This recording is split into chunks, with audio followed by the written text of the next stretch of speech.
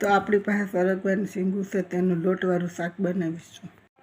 તો આપણે આ રીતે શીંગુને સુધારી લીધી. તો આ રીતે આપણા બધા મસાલા છે. 1 ચમચી ધાણા જીરું, 1 વાટકી ચણાનો લોટ છે. તો આપણે તેલ મૂકી દીધું છે. હવે ગેસ ચાલુ કરી દીધો છે.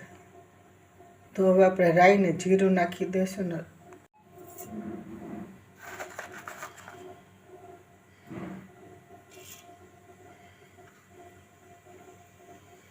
હિંગ 1 ચમચી નાખી દઈશું. તો લોટ છે તેને પાણી નાખીને આપણે બનાવી લઈશું. તો આ રીતે આપણે થોડુંક પાણી નાખીને લોટ બનાવી લઈશું.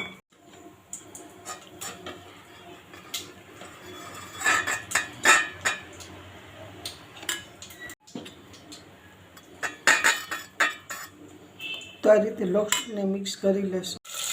આપણે તેલ થઈ ગયું છે, શીંગો આપણે નાખી દઈશું.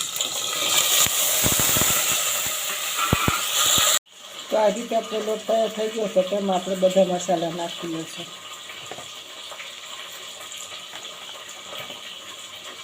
તો આપણે શીંગ વઘારી દીધી છે, તેમાં આ રીતે આપણે લોટ તૈયાર કર્યો તે નાખી દઈશું.